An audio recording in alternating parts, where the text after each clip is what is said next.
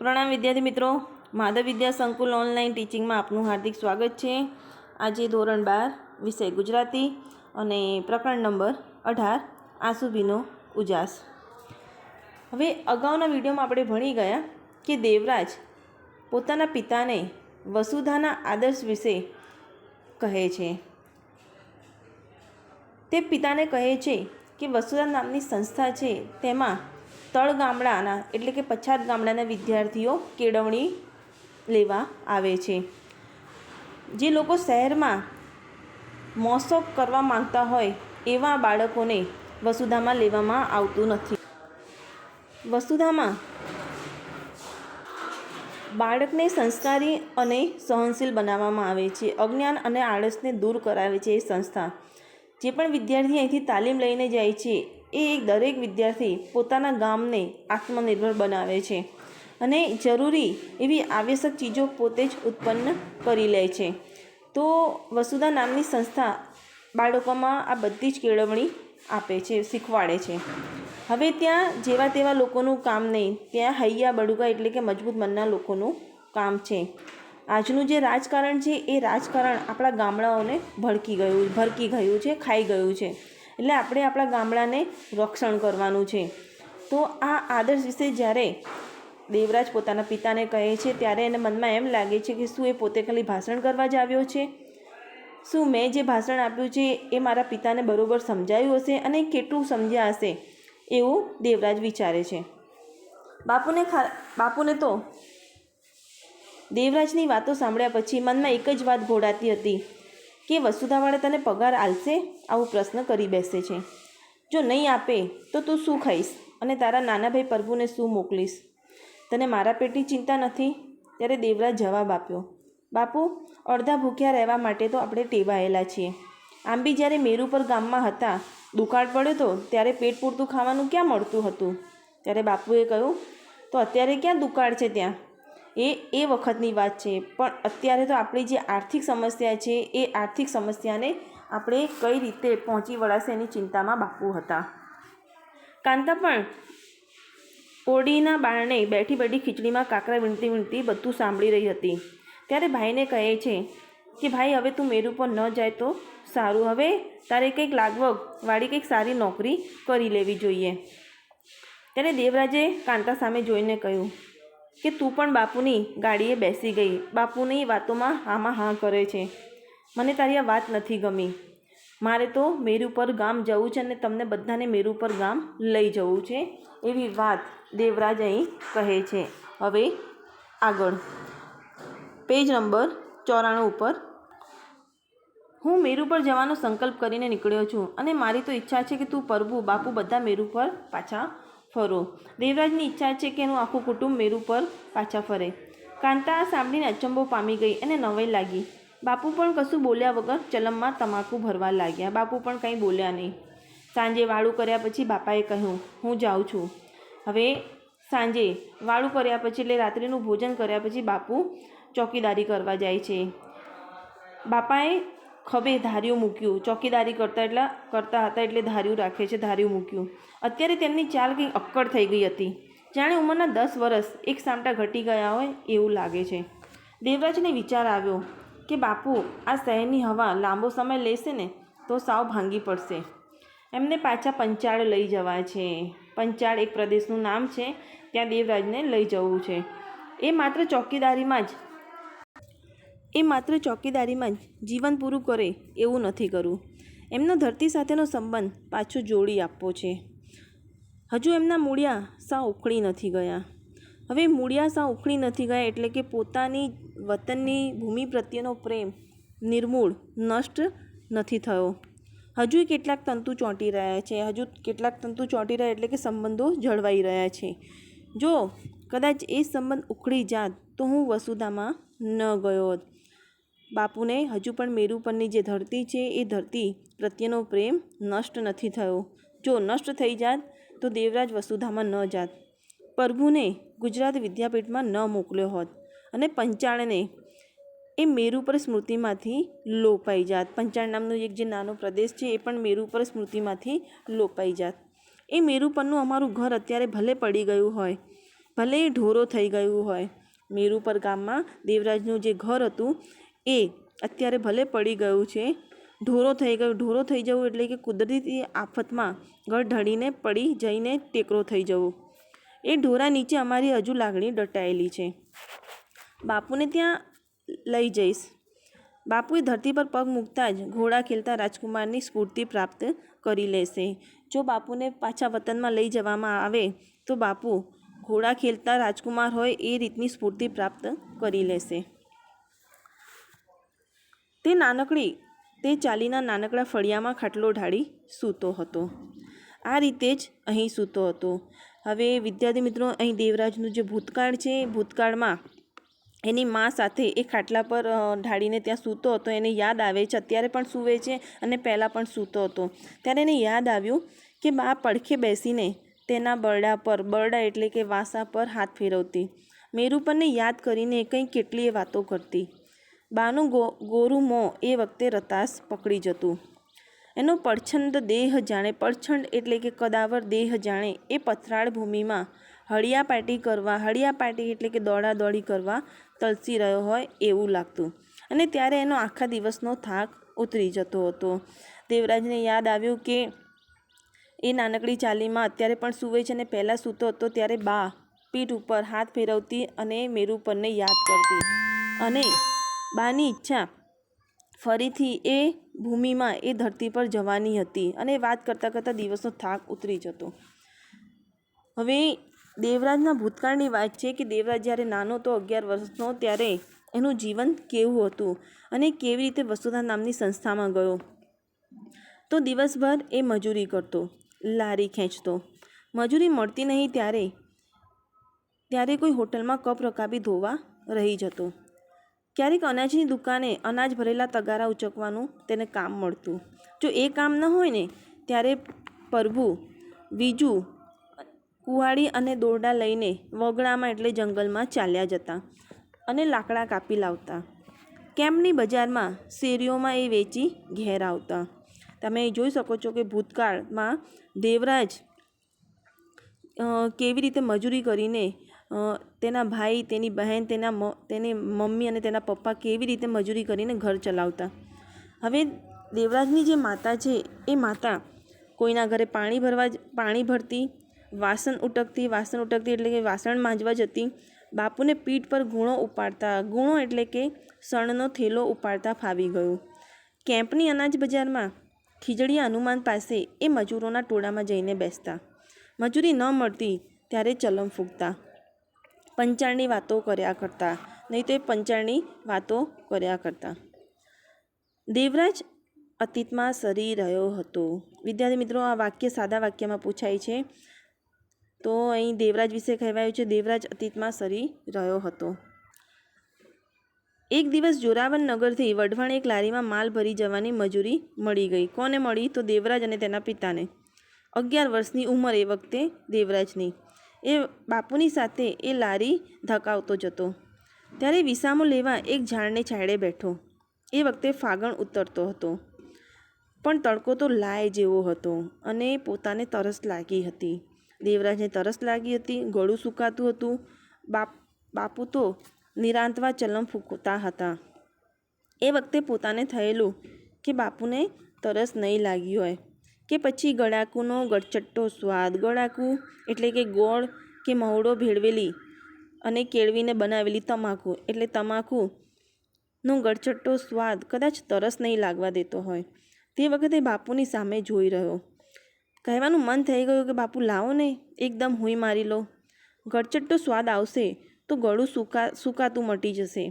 પણ તે કહે એ પહેલાં ચલમ ઠાલવીને તેની સામે જોતા કહ્યું, હાલશું ને દેવા? હવે વિદ્યાર્થી મિત્રો, અહીં દેવરાજ છે, દેવરાજની 11 વર્ષની ઉંમર છે. તેને મજૂરી મળી છે. ફાગણ ઉતરતો મહિનો છે અને તેને પાણીની તરસ લાગી છે. બાપુએ તો ચલમ પીને પોતાની જે તરસ હતી એ મટાડી. પણ અહીં તરસ કોને લાગી છે? દેવરાજને. હવે દેવરાજ એ વખતે એમ ન કહી શકે કે લાવો બાપુ હું એકદમ મારી લઉં. એટલે બાપુએ ચલમ પીધા પછી એમ કહે છે, ચલો દેવા અહીંથી જઈએ. બાપુ મને તરસ લાગી છે, એવું દેવરાજે કહ્યું. આટલામાં તો ક્યાંક પરબ જેવું લાગતું નથી. અને પછી એકાએક મીઠા પાણીના સરોવર હાથ વેતમાં હોય ને એવી ચમક આંખમાં અને પ્રસન્નતા ચહેરા પર આવી ગયા અને એકદમ બોલી ઉઠ્યા, હાલ આ સામેના મકાનમાં. દેવરાજના પિતાએ તેને એક મકાનમાં લઈ જાય છે, પણ એ તો દેવરાજ અચકાયો. એ કંઈ પારખું ઘર નથી એવું દેવરાજના પિતાએ કહ્યું. તો આપણું કોઈ સગું ત્યાં કોણે રહે છે એવું દેવરાજે પૂછ્યું. એ મકાનમાં આપણું કોઈ સગું ત્યાં એટલે કે ત્યાં કોણે એટલે કે તરફ રહે છે? દેવરાજે વિસ્મય પામતા નવાઈ પામતા પૂછ્યું. ના, ત્યાં કણે નિહાળ છે એવું દેવરાજના બાપુએ કહ્યું. નિહાળ વિદ્યાર્થી મિત્રો તળપદા શબ્દમાં પૂછાય છે. નિહાળ એટલે કે નિશાળ. દેવરાજને થયું બાપુ લાંઠી કરે છે. આ રૂઢિપ્રયોગમાં પૂછાય છે. લાંઠી કરવી એટલે મજાક કરવું. એને નિશાળ જોઈ હતી. જોરાવરનગર કેમ્પ અને રતનપરમાં હતી. કોણે જોઈ હતી? તો દેવરાજે. બધી ગામની વચ્ચોવચ્ચ હતી. આ અંતરિયાળ નિશાળ કેવી અને એમાં છોકરા શાને ભણવા આવતા હશે? બાપુ જે મકાનમાં લઈ ગયા એ મકાનમાં એક નિશાળ ચાલતી હતી અને એ નિશાળ અંદરના વિસ્તારમાં હતી અને પાછામાં છોકરા આવે એ તો દેવરાજને બહુ નવાઈ લાગે, પણ તે બાપુને લાંઠી ન કરો એમ કહી ન શક્યો. એક તો તડકો, વળી લારી ધકેલવાની, પગમાં કોઈના ઉતરેલા ફાટેલા ચંપલ પહેરેલા હતા અને પગની પાની તો બળ્યા જ કરે ને બાપુના જોડાનું ક્યાં ઠેકાણું હતું? બાપુએ પગને જે જોડીઓ પહેરી હતી એનું ક્યાં ઠેકાણું હતું? લે હાલ. બાપુએ તેનું કાંડું પકડી દરવાજાની અંદર લઈ જતા કહ્યું, આ નિહાળ છે. મેં ઘણી વખત છોકરાને અહીં રાગડા તાણીને ભણતા અને સાંજે રમતા ને કામ કરતા જોયા છે. આ દેવરાજના પિતાએ તેને કહ્યું. બંને દરવાજામાં દાખલ થઈ ગયા. દેવરાજ થોડો ભયભીત હતો. એને એમ હતું કે હમણાં કોઈક વઢી નાખશે તો, હમણાં કોઈક ભૂંડી ગાળ બોલીને કાઢી મૂકશે તો. બાપુને વિશ્વાસથી આગળ વધતા જોઈ તેનો ભય થોડોક દૂર થાય છે. બાપુએ જે મકાન બતાવ્યું છે એ મકાનમાં નિશાળ ચાલે છે અને એ નિશાળમાં દેવરાજને લઈ જાય છે. દેવરાજને ખૂબ જ નવાઈ લાગે છે કે અહીં નિશાળ હોઈ શકે છે. બંને એક લાંબી ઓસરી પાસે આવીને ઊભા રહ્યા. ઓસરી પર 4 ઓરડા હતા. એક ઓરડાનું બારણું ઉઘાડું હતું. બાપ દીકરાનો પગરવ સાંભળીને એક વૃદ્ધે ઓરડામાંથી બહાર આવતા કહ્યું, આવો. દેવરાજને થયું બાપુનું તો અહીં ખૂબ માન લાગે છે. બાપુને સારી રીતે ઓળખતા લાગે છે. બાપુએ પહેલેથી કહ્યું હોત તો પોતે ચાલીને અહીં ભણવા જતા છોકરાને જોતો ત્યારે થઈ જતું કે પોતે આવી રીતે ક્યારે ભણવા જઈ નહીં શકે. ક્યારેક પોતે રાગડા તાણીને આ રીતે છોકરાઓ જે રીતે બોલે છે એ રીતે બોલી નહીં શકે. બધે ઠેકાણે નિશાળને એક હમારા જ મલકમાં નહીં. દેવરાજને ભણવાનું ખૂબ મન હતું. ગરીબી હતી, પૈસા નહોતા અને જ્યારે મકાનમાં જાય છે ત્યારે એ વિચારે છે કે કદાચ હું આ બધા છોકરાની જેમ રાગડા તાણીને ક્યારેક બોલી શકીશ. બધે ઠેકાણે નિશાળ, પણ દેવરાજના વતનમાં એના મલકમાં કોઈ નિશાળ નહોતી. બંને ઓસરીના પગથિયાં ચડ્યા. કોણ ચડ્યા? તો દેવરાજ અને તેના બાપુ. વૃદ્ધે પૂછ્યું, કોનું કામ છે? હવે એક વૃદ્ધ આવે છે. એ વૃદ્ધ ત્યાંનો સંચાલક છે. એ નિશાળનો સંચાલક છે. કામ કોઈનું નથી. આ છોકરાને તરસ લાગી છે. વૃદ્ધના મોં પર સ્મિત આવી ગયું. વખતે સ્મિતની સરખામણી કરવા જેટલી પોતાની ઉંમર કે સમજ નહોતી. એ દેવરાજને યાદ આવ્યું. પણ એ સ્મિત એ વખતે ભર ઉનાળે ઠંડા પાણીથી ભરેલા માટલા જેવું લાગતું હતું. વૃદ્ધનું જે સ્મિત હતું એ કેવું લાગતું હતું? ભર ઉનાળે ઠંડા પાણીથી ભરેલા માટલા જેવું. એ વૃદ્ધે પૂછ્યું, શું નામ છે તારું? વૃદ્ધે પૂછ્યું. દેવો. દેવરાજે કહ્યું, દેવો. દેવો નહીં, દેવાભાઈ કહે. એનું નામ દેવસી છે એવું દેવરાજના પિતાએ એ સંચાલકને કહે છે. પણ એની આંખમાં તેજ છે, એનાથી તેને હું દેવરાજ કહીશ. હવે ત્યાંના જે સંચાલક હતા તો દેવરાજને શું કહે છે? દેવરાજ કહે છે. અને તેના ગાલે ટપલી મારીને કહ્યું, તને ગમશે આ નામ? દેવસી સંકોચાઈ ગયો. આવો રૂપાળો ચોખ્ખો માણસ પોતાના ખરડાયેલા ગાલને કશી સૂગ વગર, સૂગ એટલે કે અણગમા વગર હસીને ટપલી મારે અને એના માટે ઓછા અચંબાની બાબત નહોતી. હવે દેવરાજ હતો, દેવરાજના ગાલ જે ખરડાયેલા હતા એની ગાલ પર હસીને ટપલી મારે છે એટલે ખૂબ નવાઈ લાગે છે. મા બાપની હેતની જગ્યાએ મૂકી શકાય એવો હેતાળ એ સ્પર્શ એ સંચાલકનો હતો, એ વૃદ્ધનો હતો. શું ભણે છે? નથી ભણતો, મજૂરી કરવા આવ્યા છીએ કહીને બાપુએ બધી વાત કહી. આ સાલ વરસાદ સારો થાય તો પાછા મલક જતું રહેવું છે. ના, હવે તો નથી જવું. ત્યાં નથી ખેતર કે વાડી, ત્યાં માથું ફોડીને લોહી કાઢવાનું. અહીં રૂઢિપ્રયોગમાં પૂછાય છે માથું ફોડીને લોહી કાઢવું એટલે કે સખત મહેનત કરવી, અને 12 માસ માથું ફોડવા છતાંય પૂરતું લોહી નથી, પૂરી મજૂરી નથી. એના કરતાં અહીં સારું છે, કંઈક ના કંઈક કામ મળી રહે છે. તો આ છોકરાને ભણાવો તો 2 અક્ષર વાંચતા લખતા શીખશે તો કામ લાગશે, એવું એ વૃદ્ધે કહ્યું. તો કામ કોણ કરશે? આ તો 8-10 આના રડી લાવે છે, એટલે કે 8-10 આના કમાવીને લાવી શકે છે. એને અહીં રાખીએ તો બાપુ મૂંઝવણમાં પડી ગયા. હવે જે નિશાળના જે સંચાલક હતા, જે વૃદ્ધ માણસ હતા, એ ઈચ્છતા હતા કે દેવરાજ અહીં ભણે. ત્યારે દેવરાજના પિતાનું બિલકુલ મન નહોતું અને તે ડરી જાય છે અને ત્યાં મૂંઝવણમાં પડે છે. એનો ખર્ચો અમે ઉપાડી લેશું. ના ના, બાપુ માથું ગુણાવતા બોલી ઉઠ્યા. જાણે એમના દીકરાને કોઈ આંચકી જતું હોય, કોઈ લઈ જતું હોય અને એને પકડી રાખતા હોય એ રીતે જોરથી દેવરાજનું કાંડું પકડીને બોલ્યા. ના, દીકરો તો નજર સામે જ સારો, ને એના રોટલા જોગું એ રડી લાવે છે, એના લાયક એટલું એ કમાઈ લાવે છે. હારે સાથે હોય તો હાથ અને વાટકા માટે ખપ લાગે. ખપ લાગવું એટલે કે ઉપયોગી થવું. રૂઢિપ્રયોગમાં મોસ્ટ આઈમ્પી છે. કહીને બાપુ ઝડપથી પગથિયાં ઉતરી ગયા. હવે દેવરાજના પિતા તેને પાણી પીવડાવીને તરત ઉતરી જાય છે અને પોતાના દીકરાનો જે હાથ પકડી લે છે. પણ દેવરાજનું મન તો હજુ એ ઓસરીમાં તરફડતું હતું. એનું મન ઘોડા ગઠિયા કરતું હતું. અહીંયા રૂઢિપ્રયોગમાં પૂછાય છે, એનો અર્થ થાય છે મનોમંથન કરવું. એક સાંજે કેમ્પમાંથી સીધો એ ઘરશાળાએ પહોંચી ગયો. પહેલાં વૃદ્ધ પાસે જઈને ઊભા રહેતા બોલ્યો, મને ભણાવો, બસ આ મને ભણાવો. દેવરાજનું મન ખૂબ જ હતું ભણવાનું, અને એ નિશાળમાં ગયા પછી તેને ભણવાની ઈચ્છા ફરીથી જાગે છે. અને કોઈને પણ કીધા વગર એ ઘરશાળા, એ જે મકાન હતું એ ઘરશાળાએ પહોંચી જાય છે અને વૃદ્ધ પાસે જઈને બોલે છે, મને ભણાવો. હા, મને ભણાવો. શબ્દો એ વૃદ્ધની છાતીએ ચોંટી ગયા.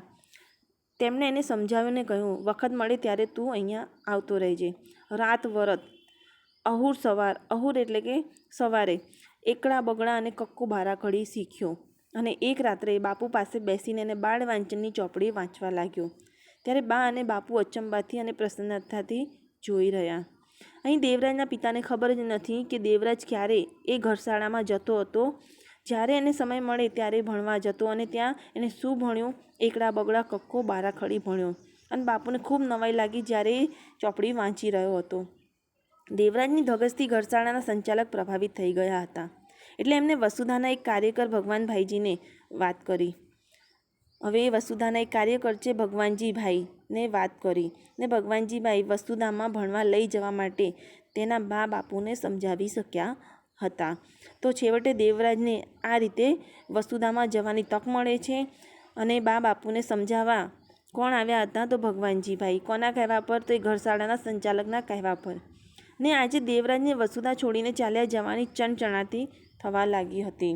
આજે દેવરાજ છે જ્યારે વસુધા છોડીને ચાલ્યો ને આવ્યો છે ત્યારે તેને ચણચણાટી એટલે કે તાલાવેલી થવા લાગી હતી. અને અહીં પાઠ પૂર્ણ થાય છે. વિદ્યાર્થી મિત્રો, હવે તમને ખ્યાલ આવી ગયો હશે કે કેવી રીતે આ જે ઘટના બને છે જેના લીધે એને વસુધા નામની સંસ્થામાં જવા મળે છે અને કેળવણી મેળવે છે. તો પ્રણામ વિદ્યાર્થી મિત્રો, બધાએ સ્વાધ્યાય લખવાનું છે એટલે સાથે સાથે લખતા રહેજો. પ્રણામ.